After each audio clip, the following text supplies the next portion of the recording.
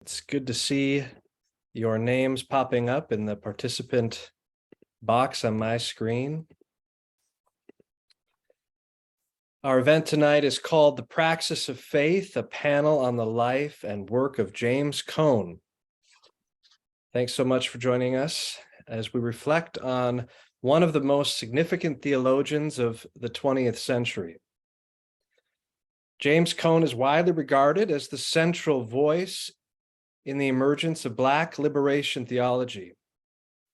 In celebration of his life, work, and legacy, our panel of scholars this evening will focus on Cone's last work and memoir, Said I Wasn't Going to Tell Nobody, The Making of a Black Theologian, which was published after his death in 2018 by Orbis Books.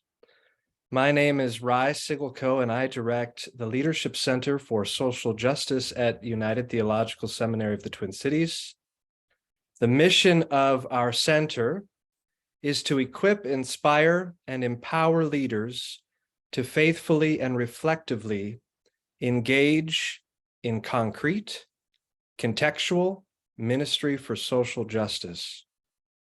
In the spirit of faith, hope, and love, the center supports leaders in developing skills in contextually sensitive, creative, and effective leadership and social praxis. In addition to hosting events like this one tonight and producing a podcast, the center offers a free 9-month cohort-based continuing education program. That is a free program for pastors who are seeking to deepen their ministry in social justice. If you are interested in learning more about the center, our events and programs, or about our podcast, please follow the links in the chat. Stella Pierce, our administrative assistant, will put those in the chat for you. And please do follow us on social media to sort of keep up on what's happening at the center. Our panel conversation tonight, The Praxis of Faith, is the final event in our 3-part Praxis series on the theological virtues of faith, hope, and love. Our first event, which was held in December, The Praxis of Love, was a celebration of the late Black feminist intellectual Bell Hooks. It was a community conversation about her book, All About Love. In February, the center hosted the Minneapolis-based artist Ricardo Levins Morales, who spoke on the praxis of hope. You can find recordings of these events on our podcast or on United's YouTube page. This too will be recorded this evening and will appear on our podcast and on the YouTube page. So our theme tonight is the praxis of faith. In the Bible, faith is an action, a doing, a concrete praxis. Faith is an active response to the movement of God and to the Spirit. Faith is not a matter of intellectual assent to a set of doctrines or to an abstract entity, but first and foremost, a matter of commitment to the God of life, expressed through loving one's neighbor. Faith involves us in reaching out, and so also in the taking of risks. Faith involves us in the work of love, which, as we know, can be quite costly. James Cone believed deeply in the transformative power of a faith that works through love. And tonight our focus will be on this theme in his life and work. Before I introduce our panelists this evening, I want to share a video with you from Cone's memorial service held at Riverside Church in New York City in 2018. The person delivering the talk is someone you might recognize, the philosopher Cornel West. For me, this talk testifies to the great power of Cone's life and faith.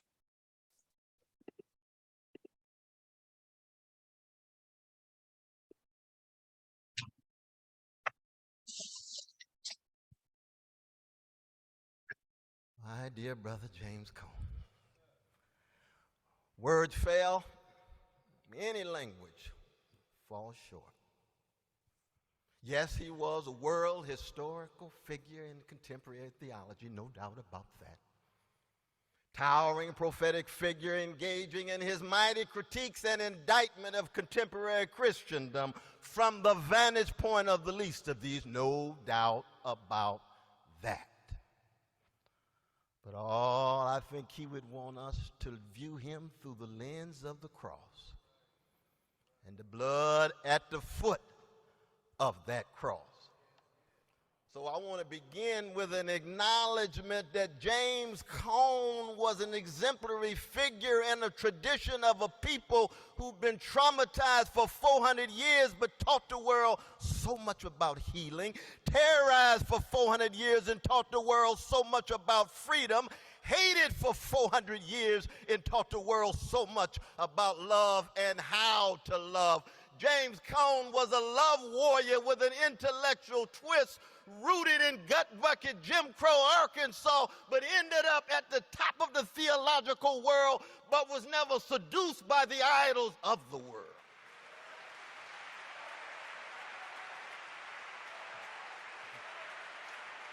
That's who we talking about. That's who's in that coffin right there. And oh, he loved us so. And I loved him, so I'd take a bullet for him. And he'd take a bullet for me, even as we were dancing to get out of the way because we wanted to be together. But there's no James Cone without Lucy and Charlie. You're absolutely right, Brother Chris. You turn to that last paragraph of acknowledgments in his great Cross and the Lynching Tree, a text that will last for as long as there's an American empire shot through with white supremacy and predatory capitalism and homophobia and transphobia and patriarchy too. That's the kind of prophetic voice we're talking about. My brother Wheelock understands that. But what does he say in that acknowledgement? He says, I got to acknowledge Lucy. I got to acknowledge Charlie because their amazing love and their wonderful humor created a happy home, and a happy home that kept us from hating anybody.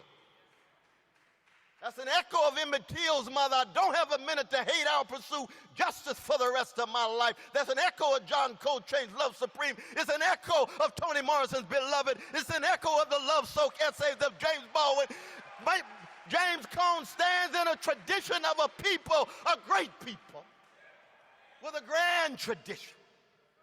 An AME church there, the Macedonian AME church there on the Jim Crow side, the chocolate side of Beard in Arkansas, taught that little Negro genius something. He was already fortified before he got to Union Theological Seminary. He had been shaped, he had been molded, he had been challenged, he had been unquestioned, and he stood tall. He stood tall. He said, I've got something to say to the world. And I don't say it on my own. I don't say it on my own. What do I say? Oh, like the Isley Brothers' Caravan of Love, a falling in love with truth, and the condition of truth is always to allow suffering to speak. A falling in love with goodness, keeping track of the evil. He begins with white supremacy. He wrestles with white supremacy, but he always connected it to others, even if it took him a little while to get there. How come? Because we got too many black folk loving everybody but black people. He said, I'm going to start with black people. Then I'm going to get to the others. Nothing wrong with that. That's who he was, but he had been shaped already by his father. Turn to page 21 in his autobiography, My Soul Looks Back, and Charlie told him, let me tell you something, James. He said, you see, I'll never allow your mother to work in the White House, so I know about sexual violation. I know about harassment. I don't have that much money. I'm only making $1,000 a year, but I'm going out to the woods every day, and I'm not accepting a penny. Let me tell you something, little James. Don't you ever sell your integrity. Don't you ever allow anybody to buy your integrity. You stand tall even if you broke as the Ten Commandments financially, because you got a joy that the world didn't give you and the world can't take away. That's exactly what he said. So when he talked about the Charlie Cone inside of me, that's the Sankofa that our black nationalist brothers and sisters understand. You better not stand up and move forward till you connected to the best of what has gone into you. Because the highest standards have been set by those who are dead. We just the quick. The question is, will our lives in any way be connected to the afterlife of our brother Cone as he moves on the other side of the Jordan? And I'm going to talk, well, I know you're going to talk about the other side of the Jordan, no, brother. Because James Cone wasn't just an academic theologian. He lived life or death. His theology was grounded in the cry of black blood, the wailing from black suffering, the moans and groans of black hurt and black pain, and somehow trying to convince us not just to have the courage, but the fortitude. Nazi soldier can be courageous and still be a thug. Fortitude connects magnanimity and greatness of character. That's what we're looking at when we see James Cone.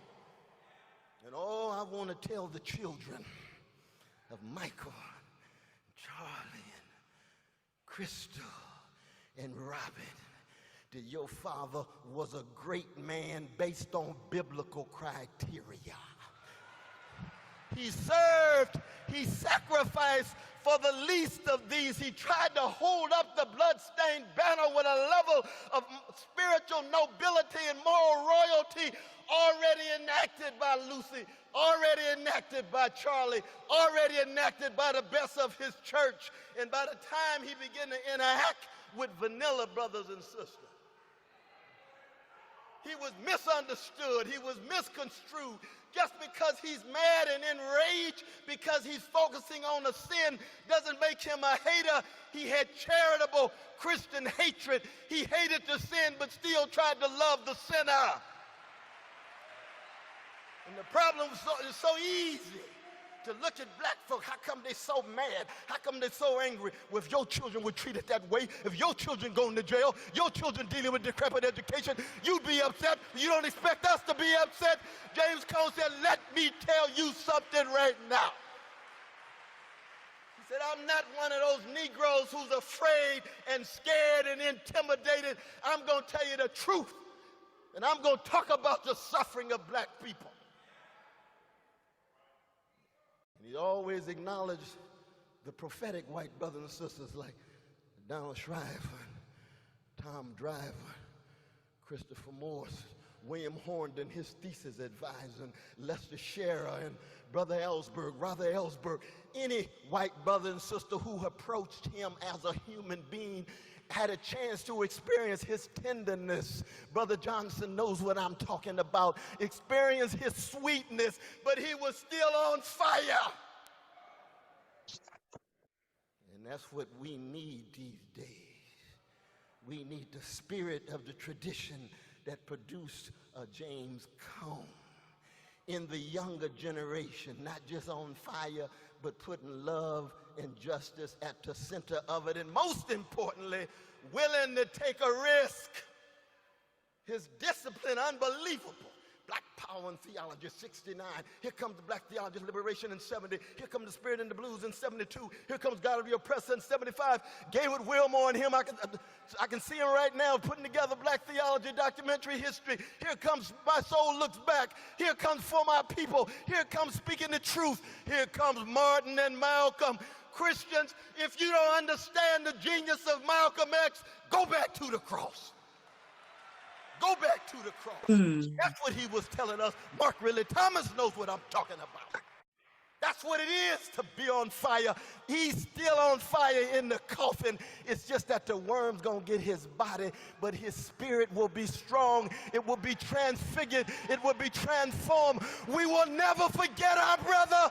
Let's live our lives in such a way that we remain in the same tradition our brother Cone does.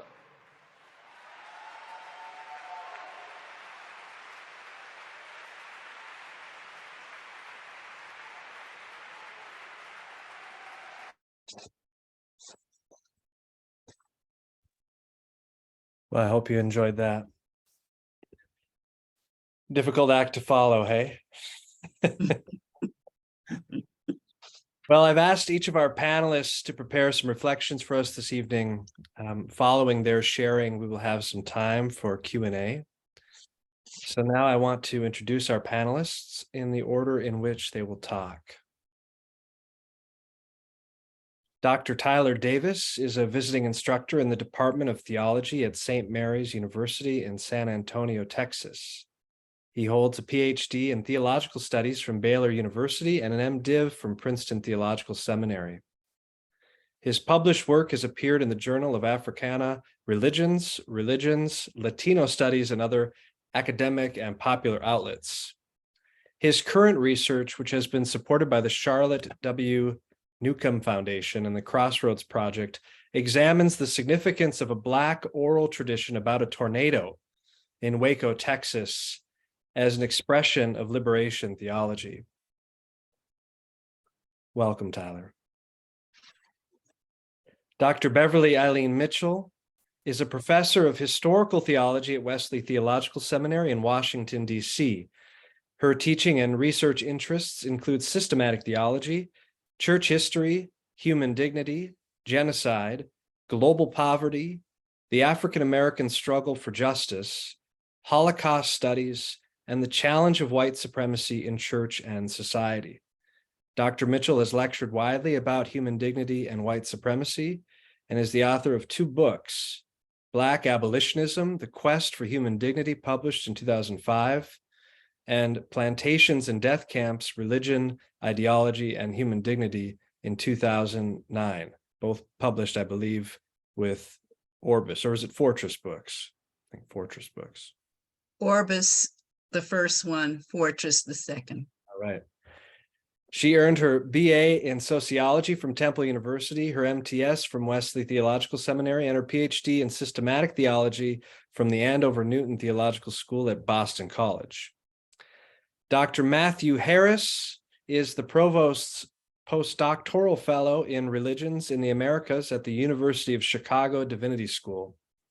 He is a scholar of race and religion in the United States and a researcher at the intersection of African American religion, Black radical traditions, and the politics of culture.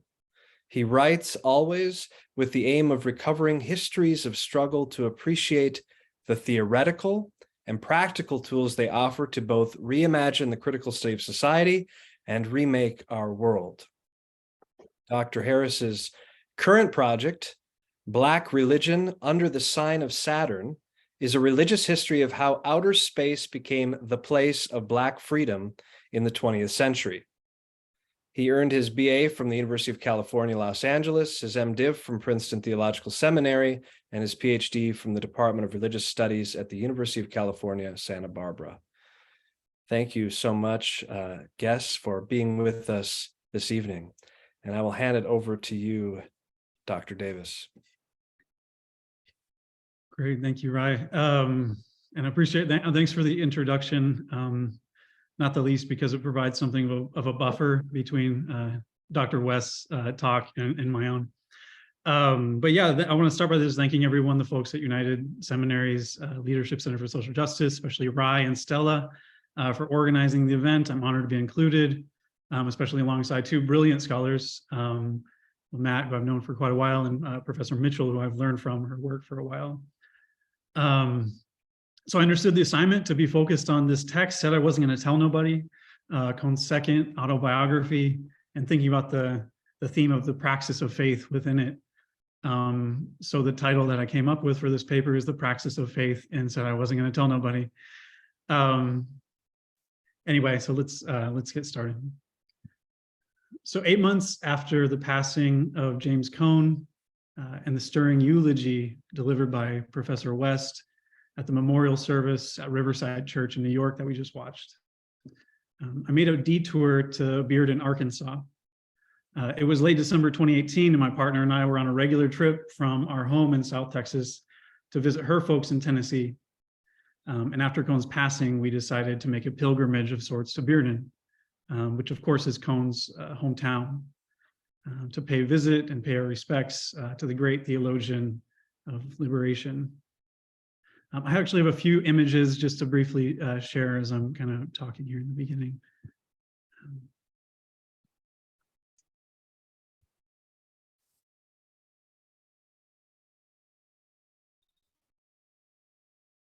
So winding through the small towns and steep pines of rural Washita County, we made our way to Bearden. As you can see here, population 966. I think that would be of the 2010 census. But as we arrived, I remember taking in the sights on Main Street, the industrial past of timber, the Cotton Belt Railway, very much present. And the storefronts were dressed up for Christmas. Naturally, we stopped at Macedonia AME Church to visit the church that grew the would-be father of Black liberation theology. There's a lot that stays with me from the detour to Bearden. One thing I remember is that there weren't any signs, like public signs on the road or markers commemorating Cone. I don't know exactly what I was expecting. Maybe I was just hoping there would be something saying, yes, this is that Bearden, the one you've read about in those books that Cone talks about. But there wasn't anything like that. Nothing saying, turn here to visit the father of Black liberation theology's hometown and church. Or maybe this way to James Cone Liberation Library, a library which does not yet exist. But the absence of public markers is clearly not everything. Cone Church remains present in Bearden in more ways than I know, and undoubtedly in much more important ways than mere road signs. But still, this lack seemed like something. I'm going to stop sharing briefly. What made it even more striking was the fact that the absence of signs for Cone stood in contrast to the ubiquitous presence of signs directing passersby to points of interest for another son of Arkansas, namely former President Bill Clinton.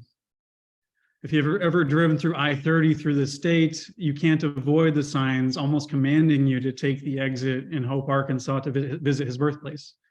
Nor can you miss the mini markers in Little Rock indicating all the exits that will take you to the Clinton Presidential Center. Now there's a conversation about public exhibits, libraries, perhaps even road signs and markers for Cone in Arkansas. I imagine many of us here would love to support some kind of work along those lines, especially maybe even a library. But that's not exactly what I want to talk about.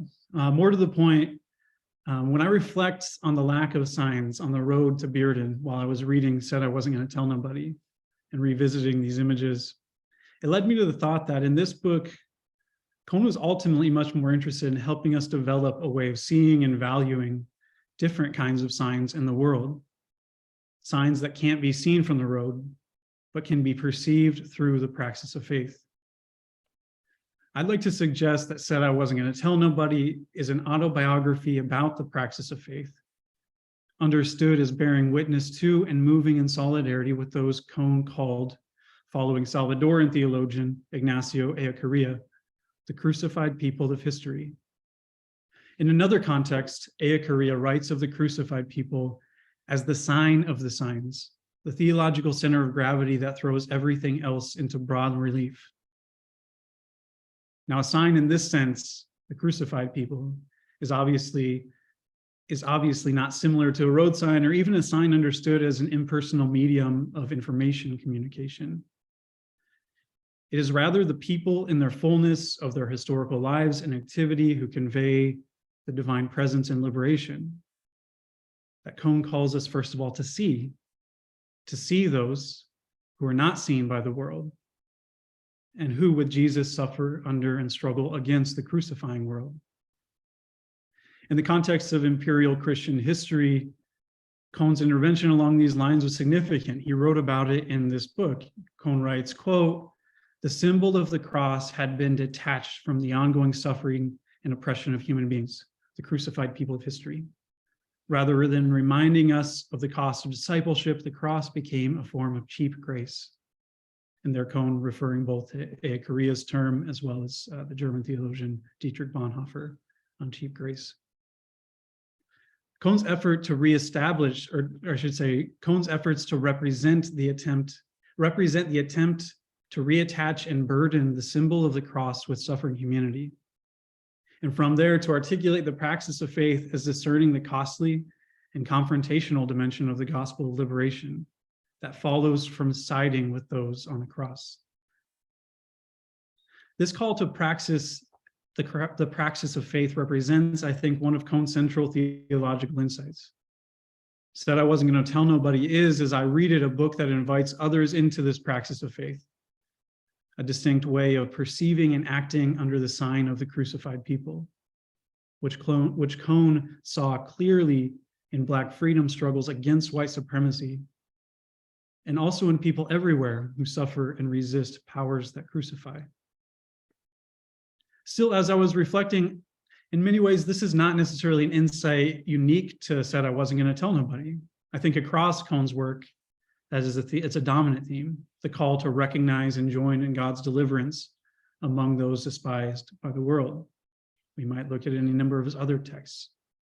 In this sense, Said I wasn't going to tell nobody might be read as Cone's final chapter in a larger and longer story he's been telling for decades. What I do take to be distinctive, however, is Cone's sustained attention to the question of how he came to see this way. The subtitle is, after all, The Making of a Black Theologian. A central question is how one discerns the activity and presence of God in the struggles of the least and last for liberation. So I think Cone, as I read him, is recovering something like a theological pattern of discernment, if we can put it that way. And the general argument, I take it, is not that we naturally know where and how to identify the liberating presence of God, nor that ideas, even really good theological ideas, are sufficient in helping us perceive the truth of liberation in a world of crucifixion. For Cone, the pattern of discipleship, I think, is inverted, which is to say perception does not come before, but after praxis. It is the praxis of faith that gives rise to the perceptual powers of discernment, of seeing. And praxis with Cone, as I read this book, is not only what we do, but who we are with, what structures of solidarity we belong to. Now, let me return to the book to be a little more concrete about those comments. How does Cone recover discernment and Said I wasn't going to tell nobody? He does so in large part by bearing witness to the sources and catalysts inspiring his theology and writing across time. The book has chapters dedicated to what Cone learned from his critics, what he learned from his students, and later what he learned from Baldwin. But even more than that, I was struck by throughout his attention to his family, to Macedonia, AME, and the African-American working class traditions in the area of Arkansas that Cone is from. It was through the social praxis I see Cone arguing, that is, the spiritual values and material practices of these communities, that Cone came to see the God of the oppressed as most intensely present at the foot of the lynching tree, that form of crucifying violence utilized by the white plantation regime. And bringing up the plantation, plantation is, of course, a dehumanizing formation Professor Mitchell has written compellingly about in her book, Plantation in Death Camps, that I think many of us have much to learn. So Cone writes, for example, quote, "Being Black in Bearden, Arkansas at Macedonia AME Church seemed to me so beautiful, as I saw Blackness embodied in the lives of my mother and my father and a host of other proud men and women in Arkansas. The reality of love in my own community was so strong, so real, that I truly love being Black. It was in these settings of love and beauty where Cone first heard the spirituals and the blues, and where Cone learned, he says, that he was somebody, that his life mattered." Elsewhere along these lines, Cone writes, quote, "If there was a passion in what I wrote, that's because I was trying to do justice to the faith and courage of African Americans who survived and resisted." Similar passages along these lines might be cited on page 4, page 33, 35, 36, 40, 125, 134, 140, and elsewhere. In all of these texts, Cone is acknowledging again and again the generative role regional Black traditions of struggle and faith played in the making of his theological vision and voice. Cone writes, I overcame Jim Crow segregation in Arkansas to become widely known as the father of Black liberation theology and a full professor at Union at 34. But that was nothing compared to what my ancestors endured and overcame. I got my spiritual and intellectual strength from them. Said I wasn't going to tell nobody is, as I read a book about the seeds of Black liberation theology being planted, cared for, and protected by a powerful community of people. And then the world-defining growth of these seeds in Cone's own life. And theologically, I think it raises questions of how we come to discern divine liberation among the crucified people. And I think Cone answers that question largely by pointing to life, his own life among a crucified people, pointing to people, places, contexts. In a more extended format, I'd like to think about the larger dimensions of this argument in Cone's book, but I'll conclude with two implications or further lines of thought that come to mind based on this dimension of the text. First is that Cone is often, and for good reason, referred to as the father of Black liberation theology. His last work deliberately complicates this, however, I think, in his own words, due to his outward emphasis on the context, traditions, people that made, quote unquote, his thought. Again, notice the modesty of the subtitle, The Making of a Black Theologian. In this light, we might add the qualification, or I might offer it for our conversation, that Cone is not only the father or a father of Black liberation theology, but also a student of Black liberation theology. Second, there's a certain criticism of liberation theology that's appeared, I think, in a few different forms, but it goes something like, while liberation theology presents itself as a popular movement, a grassroots movement, in reality, it's an academic discourse, which means it's, by implication, it's an elitist discourse. Criticism along these lines seems to imply that any response or rebuttal of that criticism would have to come by way of empirical proof from, say, sociologists showing the extent to which liberation theology traditions are in fact embedded in grassroots communities of faith. And without such rebuttal, liberation theology is dismissed as an elitist discourse, exaggerating its sociological horizon. By situating his work in historic Black traditions of faith and struggle and said I wasn't going to tell nobody, I think Cone powerfully undercuts this line of criticism by showing that Black liberation theology did not come from the university and did not go from the university to the church to emancipate Black people and others. Rather, his argument shows that it was a reflection of what was already believed and at work among Black traditions of struggle and faith in, among other places, the lower Mississippi Valley. I'm going to end my comments there. Thanks. Thanks so much, Tyler. That was thought-provoking. Beverly.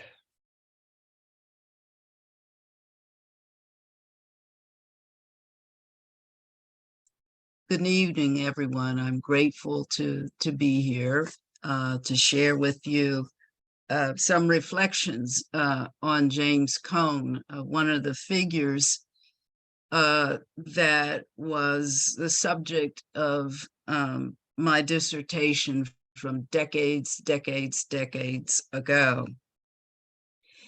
And in looking at his life, it caused me to go back to review my journey as I engaged in a quiet, silent conversation, if you will, with James Cone in terms of being a theologian. He modeled for me what it means to grow as a theologian of color, and he moved through his journey with grace and a fierce courage to bear witness in a long haul struggle for justice. Last week, I took a church history class on 2 field trips, one to the U.S. Holocaust Memorial Museum, and the second, the National Museum of African American History and Culture, both in Washington, D.C. I've been through those museums many, many times, but it was an experience to go through it again after a break brought about by the pandemic. So in a way, it was as if I were looking at things anew. Photograph upon photograph of carnage, depravity, dehumanization, and what one of my students called pure evil. And having visited those museums many times, this time it reaffirmed for me a theological conviction that I have never been able to shake. I was so keenly aware, more so perhaps than at any other time, the terrible magnitude of destruction that can emerge from an ideology such as white supremacy can be. The racial anti-Semitism of National Socialism and racism in the United States, for me, fall under the umbrella of white supremacy. Both, in my view, were expressions of white supremacy in the context of Germany, of course, with Nazism, and in the US, racism. The ideology that shaped them rivaled the gospel in both those locations at distinct times. The commingling of anti-Semitism and religion, or racial dominance and Christianity, had deadly consequences, and those consequences still fail us. Both the German churches and American churches allowed white supremacy to infiltrate the church. So I'm deeply sensitized to what ideological distortion can do. It's not simply an academic question.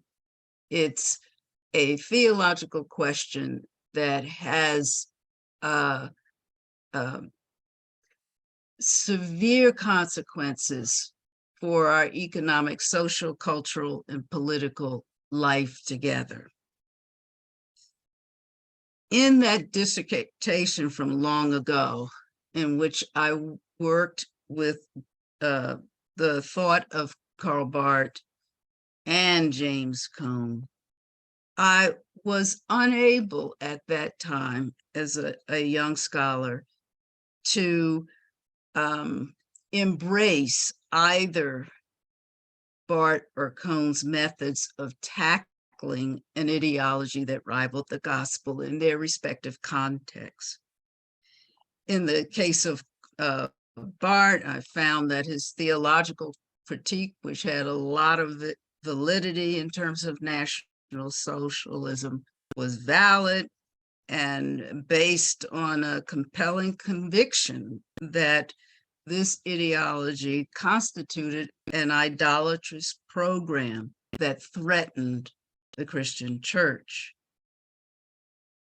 I took his critique of the German Christians' grotesque attempt to fashion a so-called Christianity with the tenets of National Socialism seriously, and I still do. But Barth's failure, in my view, or resistance to the idea of experience as a tool for theological reflection, left his theology vulnerable to irrelevance to those who are dehumanized and suffering. The fact that the suffering of the Jews did not figure prominently in his opposition to Nazism rendered, in my view, his resistance painfully remote from human suffering and rather antiseptic. James Cone, who was impassioned about the relationship between God and African-American humanity, called for an anthropological approach to a theology that placed the Black struggle for justice at the center of his reflection. The fundamental question that Cone's work proposed in reflecting on an African-American theological anthropology was, what does Christ mean for the oppressed Blacks of the land? Now, that question was very similar to the question of that Howard Thurman sought to address in his book, Jesus and the Disinherited. Namely, what does the religion of Jesus say to those who live with their backs against the wall? Those are the kinds of questions that I think really make theology an enterprise that is worth reflecting upon as one engages in the struggle for justice.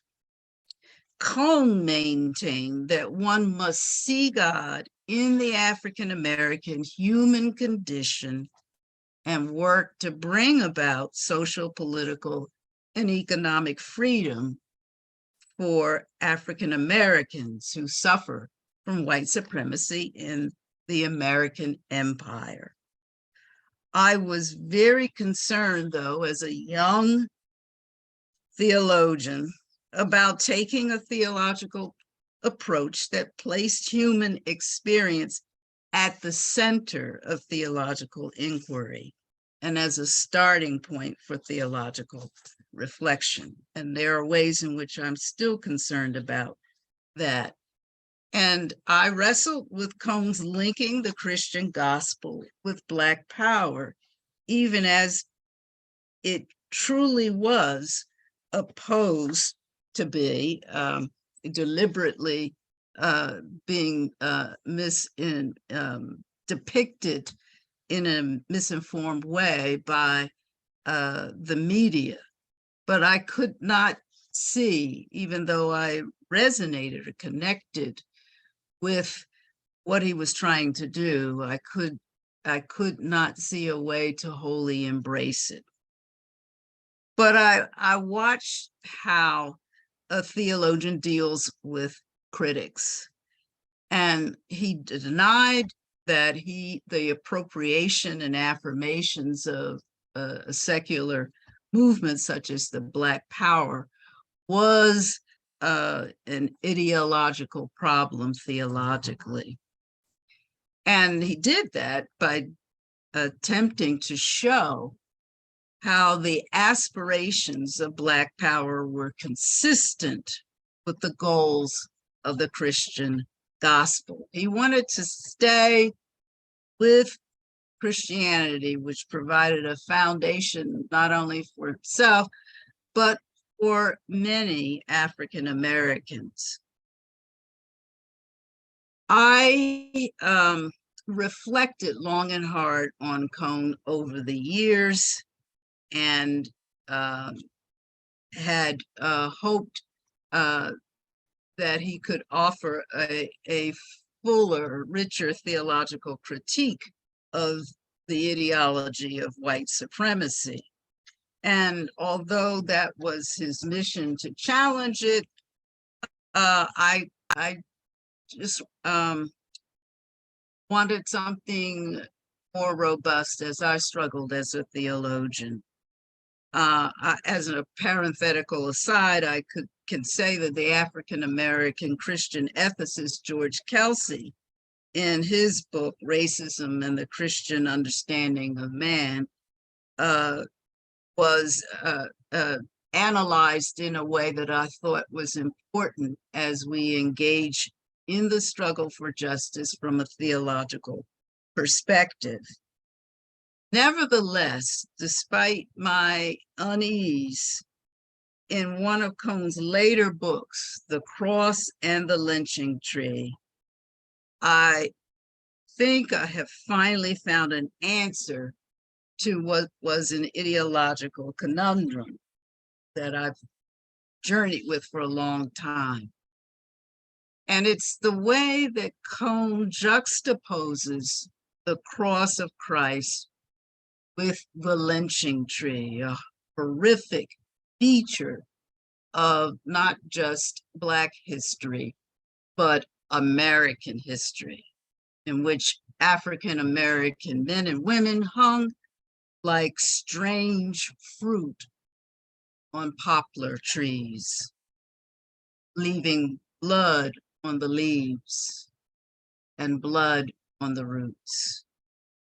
Cone's discussion in that volume was an eye-opener to me, and particularly resonated with me as I reflect on the killings of unarmed Black men and women, and the urgency of Cone's message, particularly for those of us who profess to be followers of Christ. In my ear, as I pay attention to the somber roll call that includes Trayvon Martin, Freddie Gray, Eric Garner, Sandra Bland, Philando Castile, Breonna Taylor, Ahmaud Arbery, Michael Brown, George Floyd, Tamir Rice, Tyree Nichols, and nameless others. This roll call continues to grow. Despite the fact that contemporary theologians are really struggle with the old classical theories of atonement, how is it that Christ saves us? And despite the critiques of feminists and womanists, in particular, the late Dolores Williams, Cone talks about the cross as the Christian symbol of the Christian faith, that is, Christ crucified, alongside the lynching tree as the symbol of the agony and death of African Americans.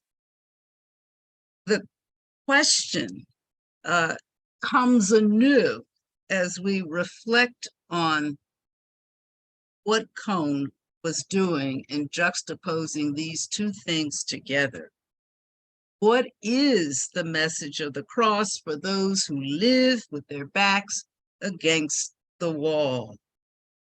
His answer is that the cross empowers them, because in his death, African Americans see themselves.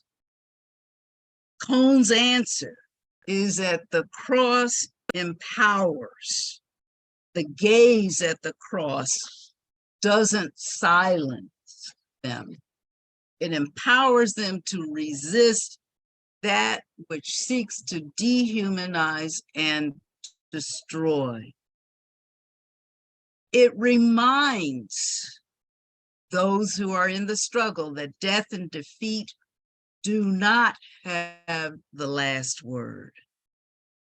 The cross reminds them, us, we, that we can keep on keeping on despite appearances.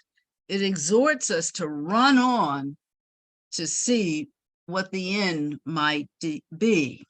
These are old phrases from the Black church that our elders would talk about. And now, as I'm nearing the status of an elder, an older person, makes profound sense to me. For Cone, the cross is central, and the centrality of the cross has a message of hope for African Americans and anyone else. The cross, he says, is victory out of defeat. The lynching tree is transcendence of defeat. We need the words of Cone as we are living through what feels like a walk back in time in terms of challenges to the African American community.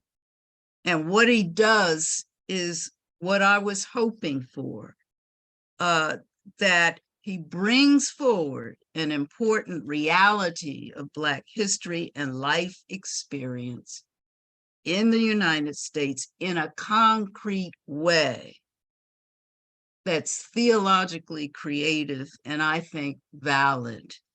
And that is what theologians of color sorely need. We need to connect our thinking and reflecting with what is happening around us. So for me, his sojourn that paved the way for people who look like me is profound. His message of persistent hope reverberates at a historical moment as we navigate as a people another difficult season of violence against Black folk.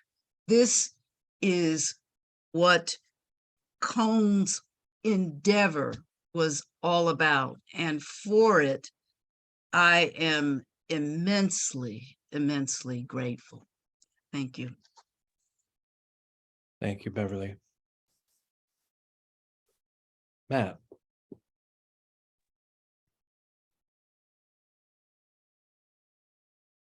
All right. Good evening, everyone.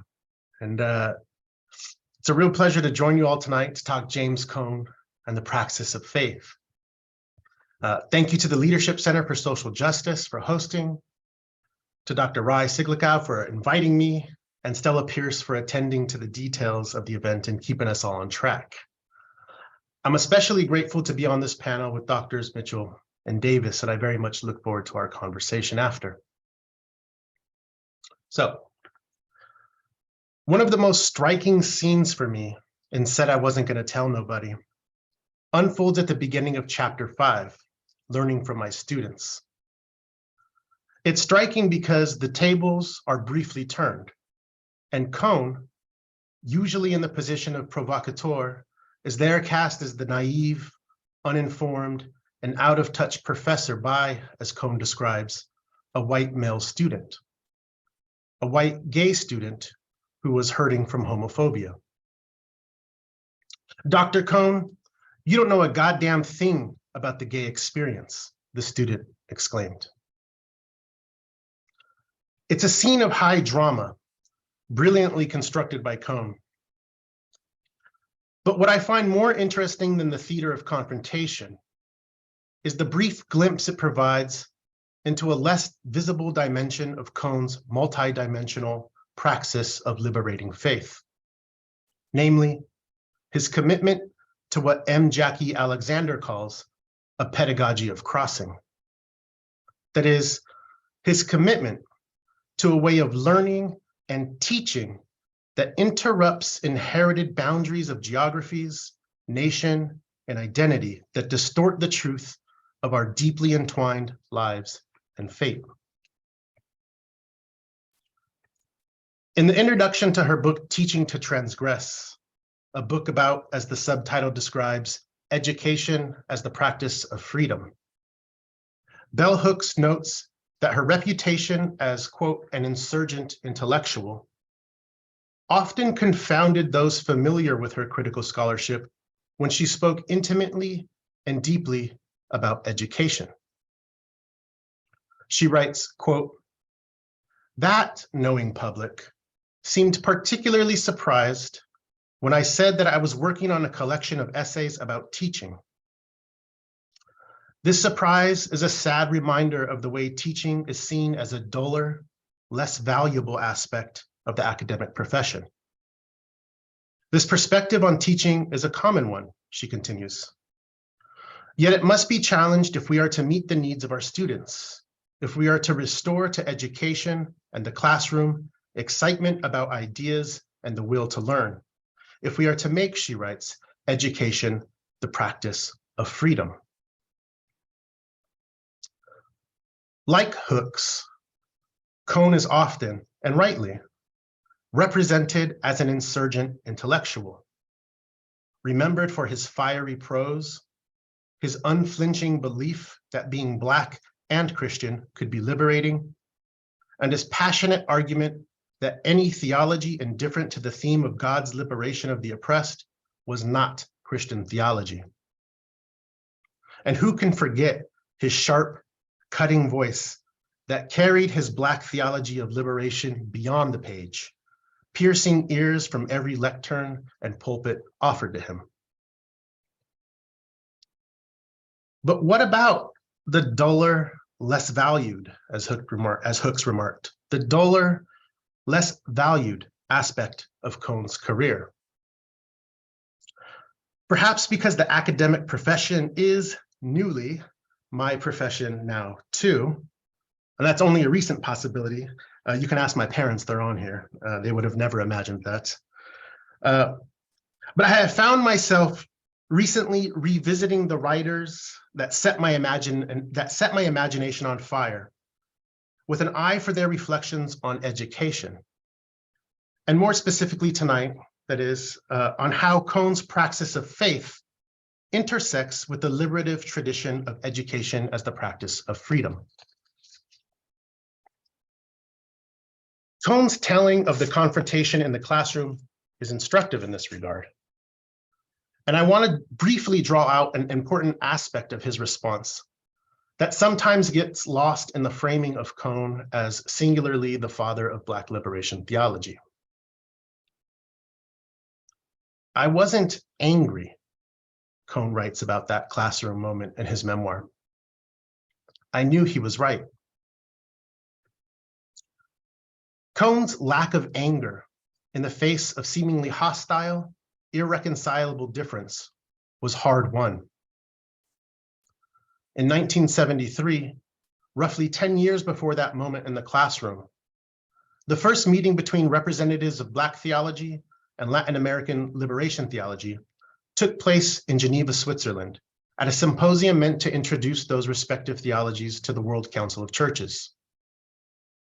Cone and the Latin American liberation theologians, one of whom was Paulo Freire, were not able to communicate with one another as freely as they would have liked to in that context, and found themselves, more often than not, pitted against each other in responding to what were, quote, European questions that the council posed.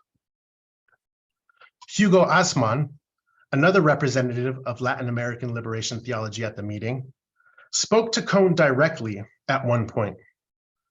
And you can sense in his words the desperation produced by the uneasy occasion of what felt like an assault on the integrity and future of liberation theologies. He says, quote, "I would like to say to my friends in Black theology, I don't know how this dialogue with you can be improved, but it is more important than European theology for us Latin Americans. I don't want to destroy the connection with you, but I do want to reach a state of tension with you, a third kind of tension, which is found more and more in the third world." The possibility that their connection could be destroyed was not an overstatement.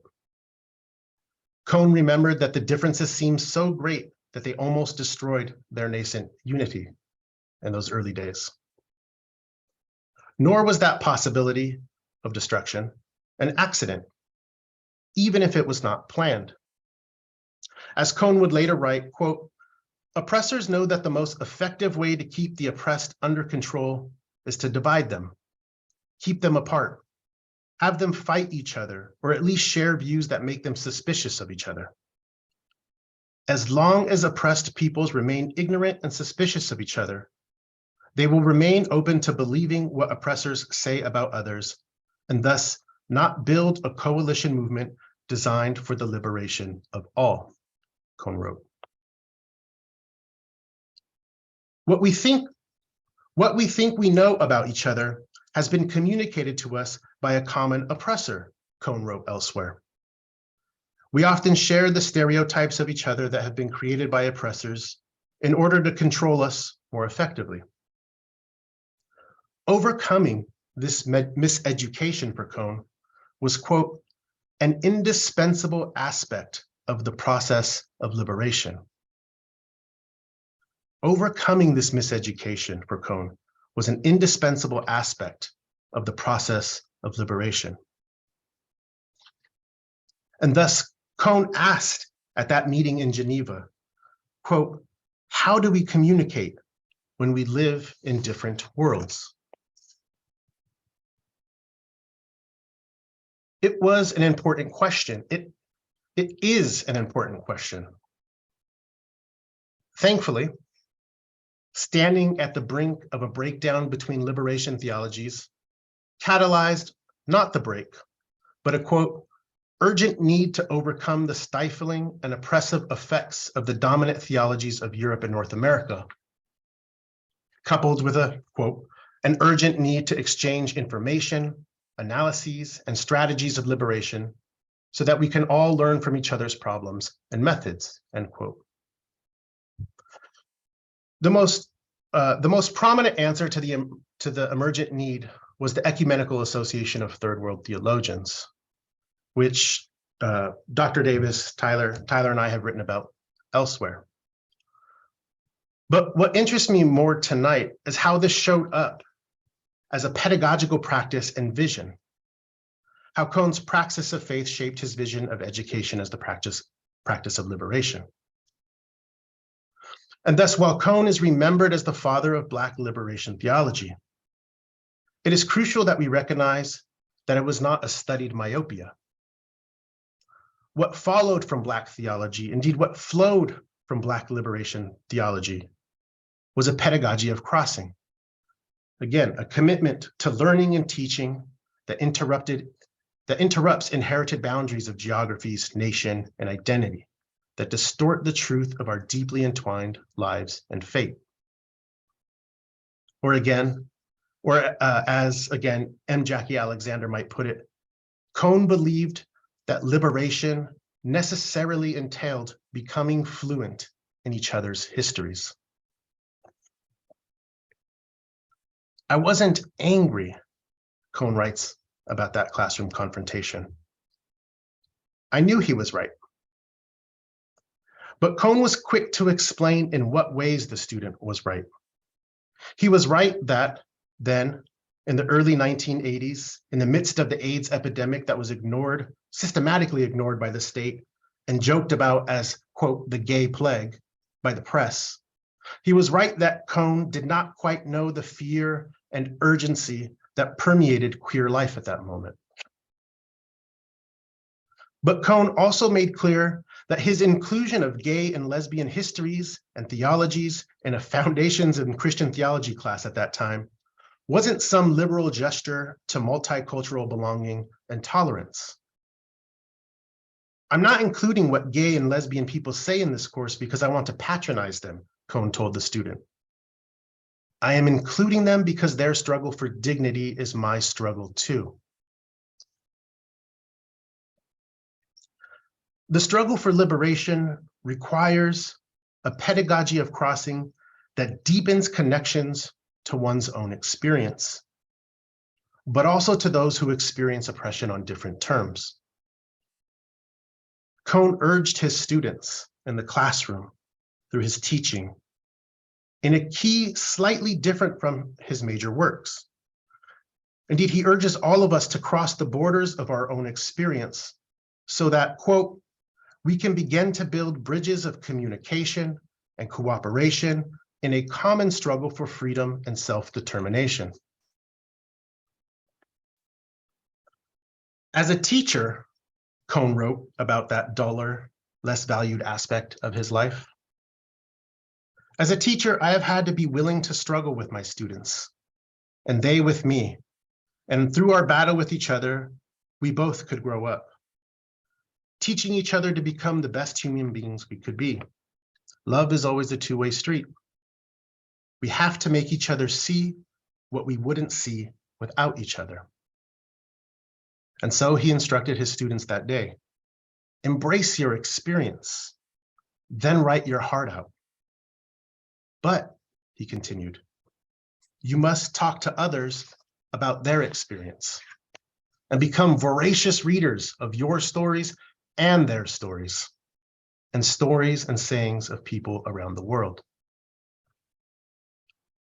Cone's pedagogy of crossing, as he envisioned it, was also part of a larger pedagogical program for churches, particularly African-American churches, as that was his home, but really for all churches. Writing around the same time as that classroom incident in For My People, which was published in 1984, Cone wrote, quote, a reading knowledge of the reality of the third world and of the theological reflections derived from it should receive top priority in the teaching ministry of our churches. Our people should know the names of Gustavo Gutierrez and Elsa Temes of Latin America, Alan Bosek and Amba Adedoye of Africa, Freeman Niles and Virginia Fabella of Asia, and Idris Hamid of the Caribbean.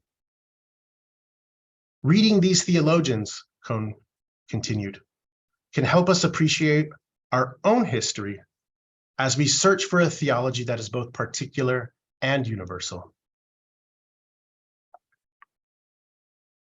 If we don't know those names, that's okay. But it is a testament that we still have a lot of catching up to do with Cone's praxis of faith. At least those of us who would like to think we are working in the same spirit of liberation. This is what the praxis of faith meant for Cone, in part. It means, in Alexander's words, to resist and unlearn an impulse to claim first oppression, most devastating oppression, one of a kind oppression, defying comparison oppression, to unlearn an impulse that allows mythologies about each other to replace knowing about each other. It means to cultivate a way of knowing in which we direct our social, cultural, psychic, and spiritually marked attention on each other. Cone's praxis of faith was wed to such a pedagogy of crossing.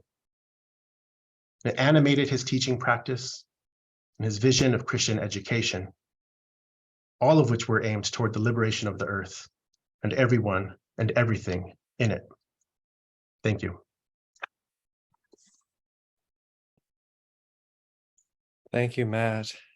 And thank you to all of our panelists this evening for some thought-provoking reflections on James Cone's life, his boundary crossing as a teacher, as a student, as a theologian, the way that he was made by Bearden, Arkansas, by the AME Church, that attention to the regional dimension that influenced his thinking, but then also how he was remade over the course of his life through unlearning and reaching out to listen to others from different continents and listening to their experiences, not staying within his own as a at the exclusion of listening to others. I want to open up this conversation to the rest of you all. If you have a question, you may leave it in the chat. Or if you want to unmute and ask your question that way, that would be okay as well.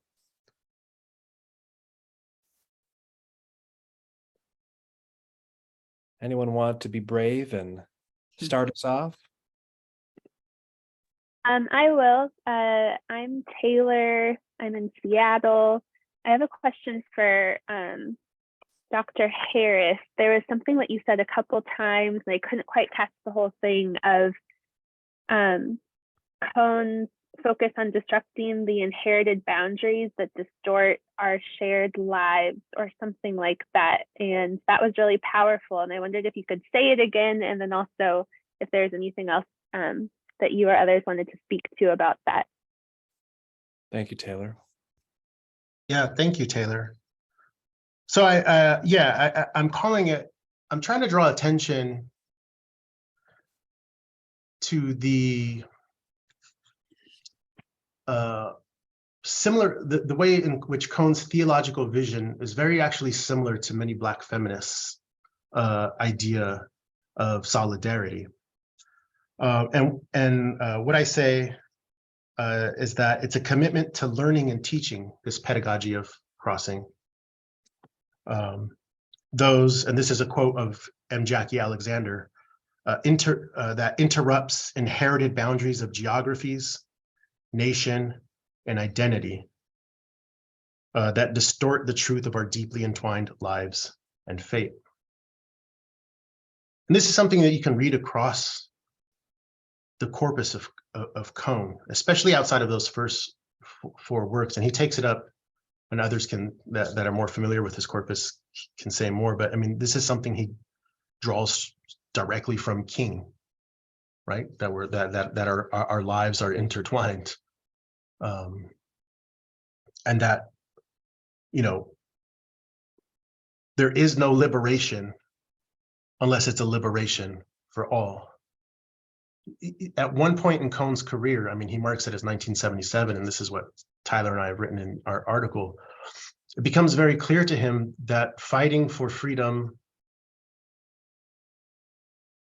fighting for inclusion into an American empire is not enough, that one must undo empire as a whole.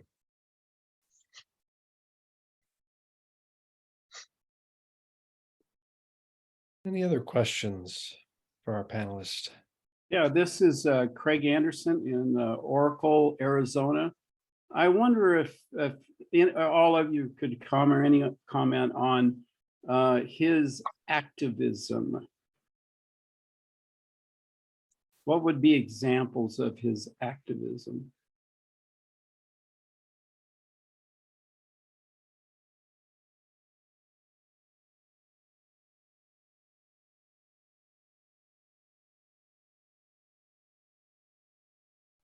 Anyone want to take that?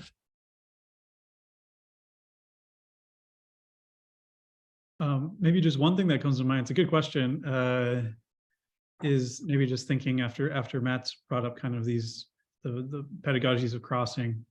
One example that comes to mind is his work in South Africa in the early 80s. I think Cohn was trying to go to South Africa for a number of occasions. His work was read in the early 70s by South African Black theologians. It was read by folks in the Black consciousness movement, like Steve Biko. But his passport was denied, or something happened 2 times, right? He was not able to go to South Africa in the 70s. And then finally in the early 80s with Cornel West, he travels to South Africa. And it's part, I believe, of a program in the Methodist Church. They're visiting churches and having conversations around the apartheid state, and how churches are and are not responding to it. So I think that's one example, but it comes up in kind of that international context that I think Matt has kind of turned our attention to. I don't know if anyone else wants to say more about that, but that's the first one that comes to mind.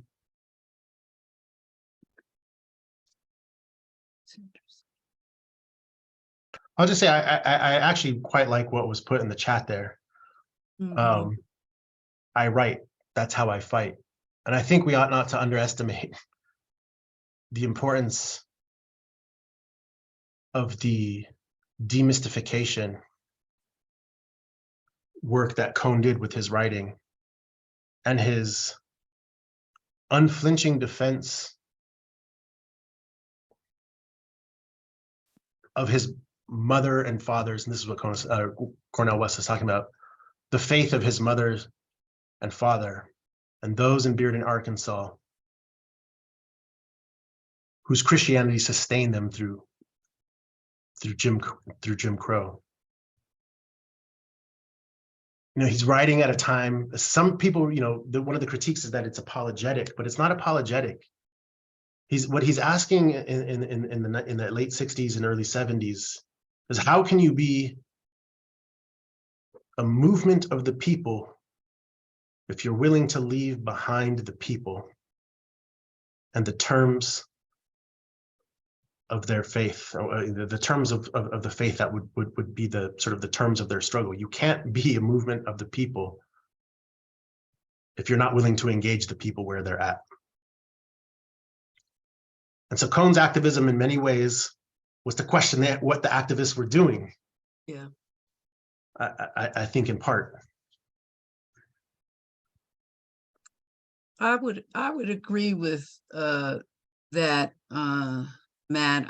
I really, it reminds me of the ways in which people challenged Howard Thurman, who was a spiritual leader to a lot of those who were involved in the civil rights movement. They wanted to know why he wasn't out protesting, you know, on the line. He knew what his gifts were, and he opted to do what he knew best to do, what he felt called to do. And I think in the same way, perhaps we can enlarge our understanding of our notion of what an activist is. And I believe that his writing and his teaching, his engagement with others, so that they draw from him and sort of continue on in their own way and manner is part of what an activist is. It's not always, you know, out there in so-called in the fray. There are many ways that we are gifted to advance the cause for justice.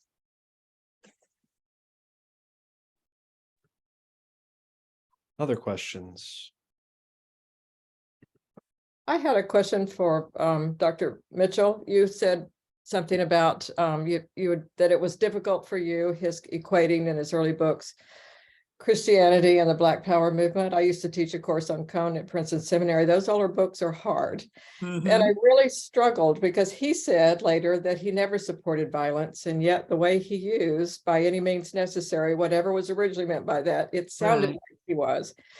And so I struggled. On the one hand, I wanted to say it's hyperbole. He was so engaged in his argument about these horrendous wrongs that he spoke in hyperbole. But as soon as I said that, I would think, well, that's not taking him seriously. That's like saying, well, he didn't really mean what he said. Mm-hmm. So how do we, those early books are so important. I had my students read his books in chronological order. Do we say he evolved and changed, or how do we respectfully deal with what he said in those first couple of books?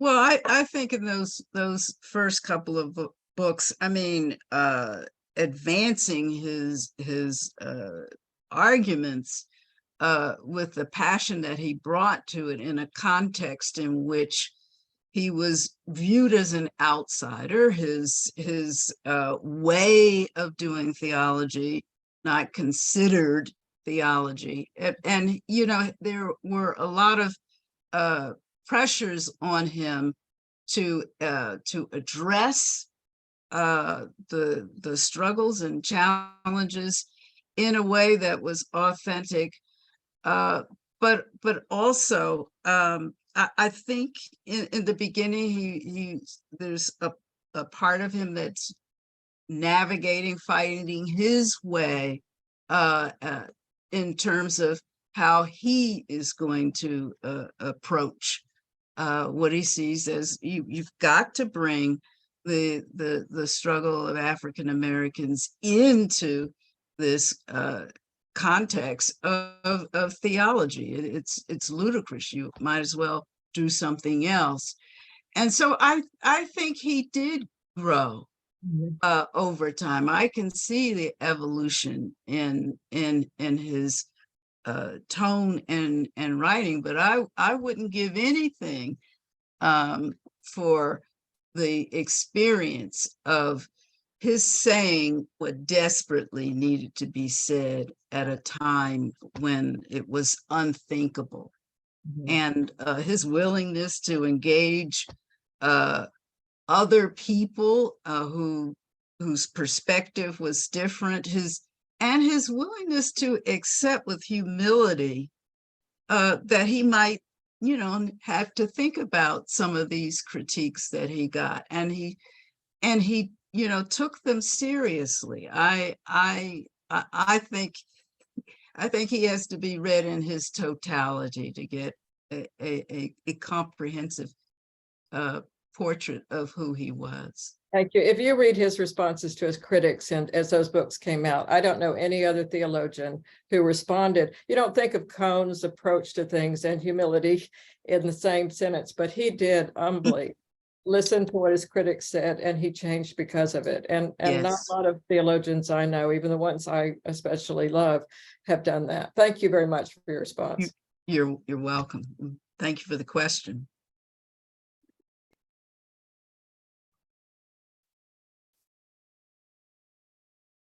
We have a question here from Greg Woods, who says, I'm thinking about the whitewashing of Dr. King Jr. Can this be avoided with Cone?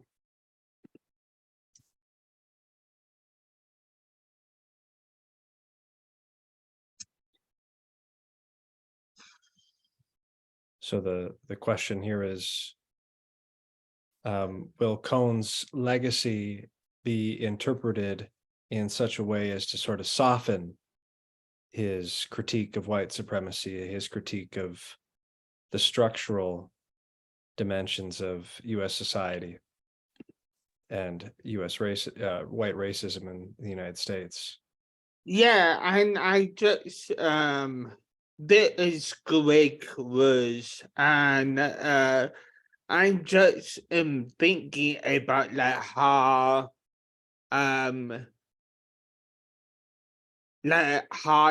King is sanitized. We are taught to have a dream, and it will march on freedom, but you are never taught that it was the march on Washington for freedom and jobs. That and you see this also in academic institution like Princeton, the conservative with Bob theology too, because you have more conservative theologian attracted to Bob, but disregarding his qualms about empire, and you have some of my professors who love Bach, and then they went to churches with flags in the sanctuary on Sundays. Bach would have been really opposed to. So it just like that has happened to I just am curious what you three think about that. Does that make sense? Yeah, thanks. Mhm.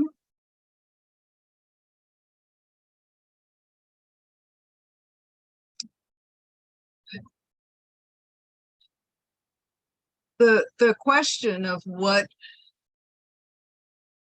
will happen in terms of his Cohn's writings moving forward, I'm not sure that that's something that we can necessarily readily answer. But I think that the concern about sort of defanging Cohn, if you will, is a valid concern, because there, as I watch how King has sort of become an icon that instead of stirring people to struggle, some people appropriate his work and speak of him in a way in which the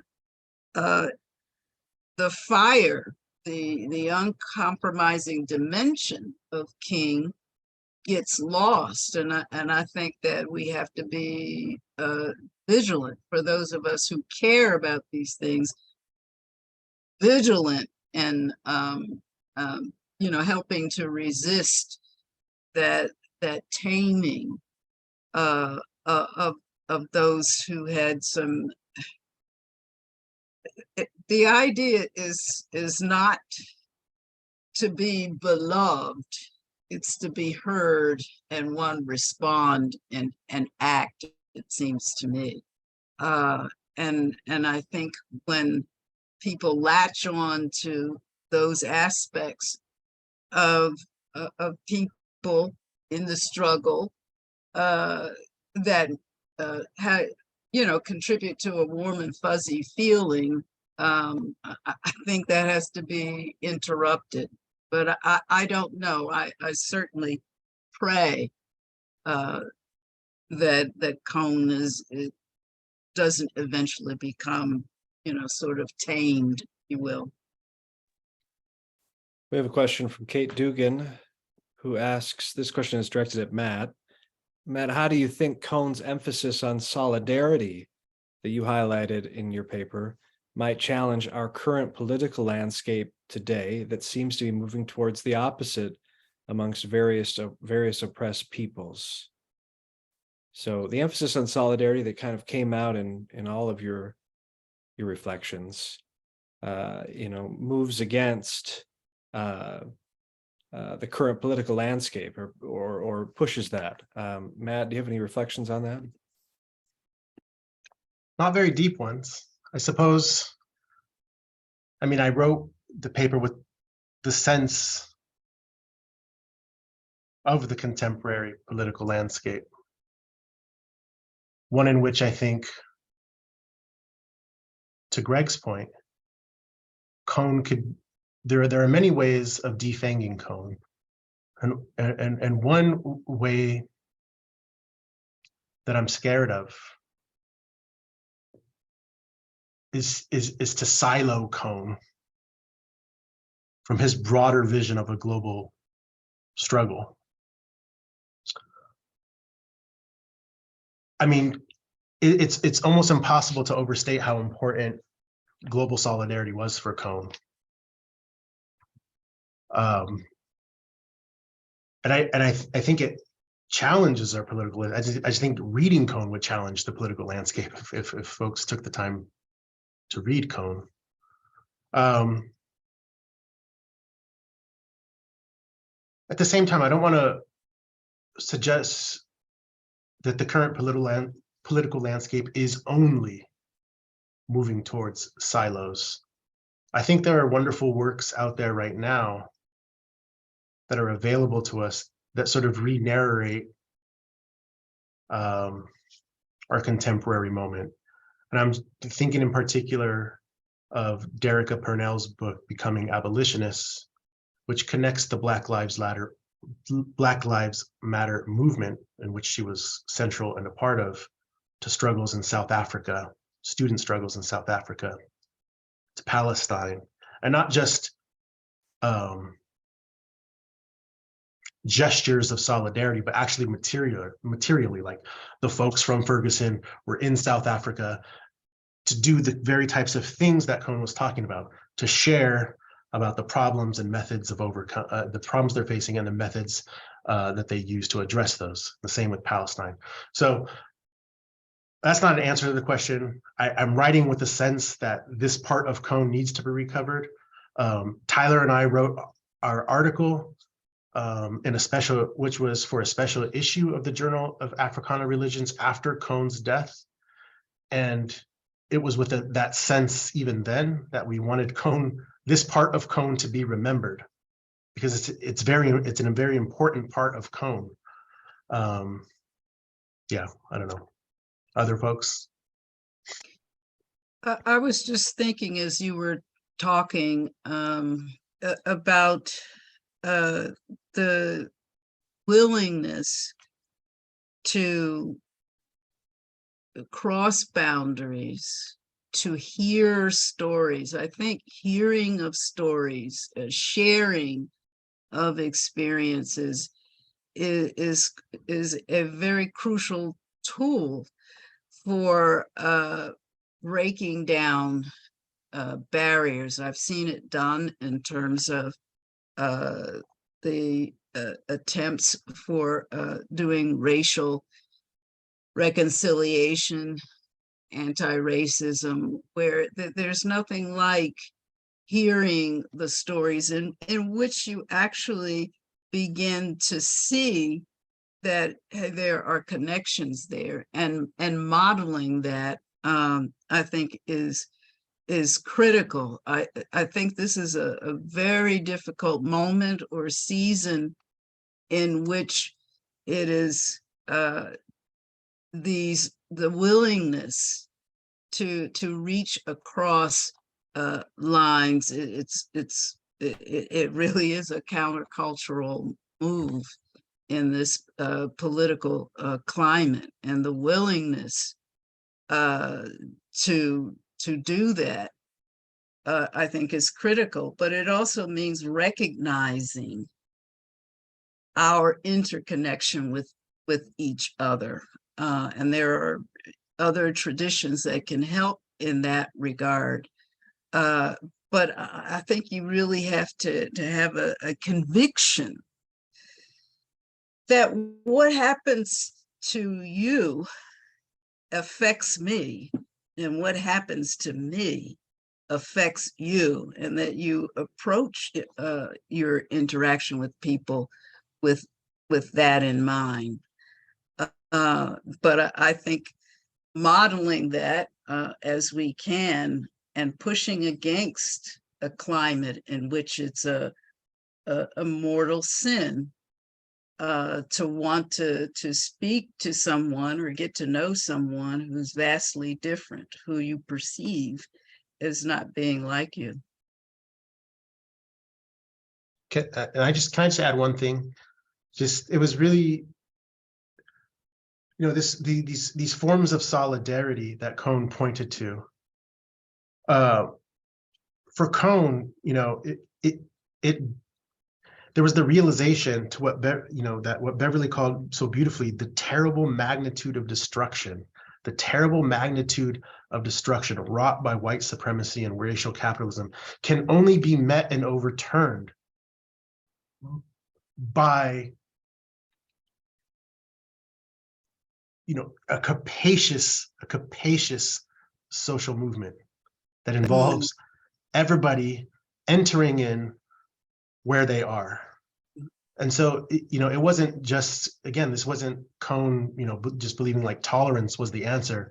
It was that we are up against the terrible magnitude of destruction, right? The deadly consequences, as Beverly said, of global racial capitalism. And it can only be met by deep forms of solidarity that are not easy. Right.